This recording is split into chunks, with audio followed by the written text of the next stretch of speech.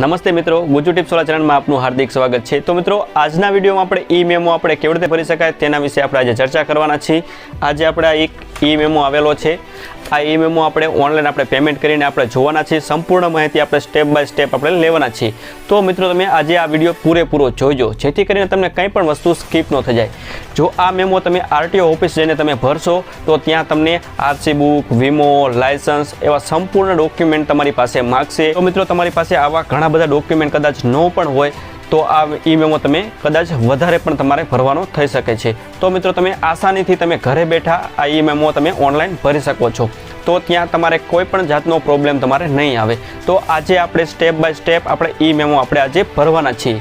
તો ચલો આપણે વિડીયોને આપણે સ્ટાર્ટ કરીએ। તો ચલો મિત્રો, આપણે કોમ્પ્યુટરની સ્ક્રીન ઉપર આપણે અવતરીએ છીએ। આજે આપણે ઈ ચલણ મેમો આપણે ભરવાના છીએ। તો સૌથી પહેલા તેની વેબસાઇટ વિશે આપણે માહિતી લઈ લઈએ। payamdawad.echallan.org આ સાઇટ તમારે સર્ચ કરવાનું રહેશે। તમને જ્યારે ઈ મેમો તમારા ઘરે આવ્યો હશે એમાં પણ તેની વેબસાઇટ લખેલી છે। એ વેબસાઇટ નાખીને પણ તમે આ સાઇટ તમે ખોલી શકો છો।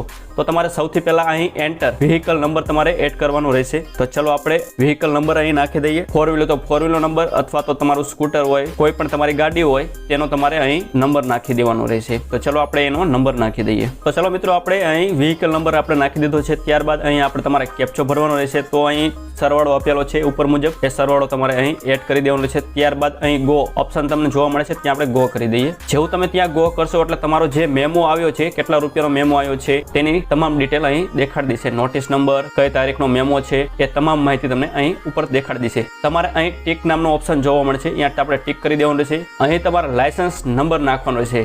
જે વ્યક્તિના નામથી મેમો આવ્યો હોય એનો લાયસન્સ નંબર નાખવાનો રહેશે। તો ચલો આપણે અહીં લાયસન્સ નંબર નાખી દઈએ। તો ચલો આપણે અહીં લાયસન્સ નંબર નાખી દીધો છે। ત્યારબાદ નીચે તમને અહીં મોબાઈલ નંબર અને ઈમેલ આઈડી નાખવાનો ઓપ્શન જોવા મળશે। તો ચલો આપણે મોબાઈલ નંબર અને ઈમેલ આઈડી અહીં નાખી દઈએ। તો ચલો મિત્રો, મેં અહીં મોબાઈલ નંબર અને ઈમેલ આઈડી અહીં નાખી દીધું છે। ત્યારબાદ અહીં પે નાઉ ઉપર આપણે ક્લિક કરવાનું રહેશે। તો ચલો આપણે પે નાઉ ઉપર આપણે ક્લિક કરી દઈએ।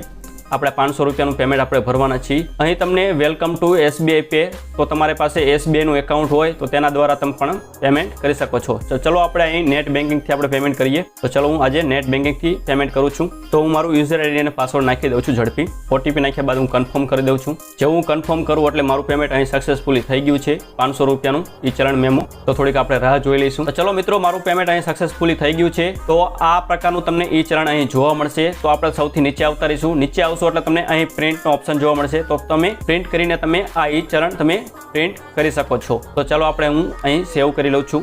તો મિત્રો, તમને આ પ્રકારે તમને ઈ ચલણનો મેમો તમે ભરી શકો છો। તો મિત્રો, તમને ક્યારેક તમને એવું જોવા મળે અહીં તમારું સક્સેસફુલી ન આવે અને પેન્ડિંગમાં આ ઈ ચલણ જતું રહે તો તમારે અહીં 4 કલાક તમારે રાહ જોવાની રહેશે। તો ચલો આપણે તે વેબસાઇટ અહીં ખોલી લઈએ।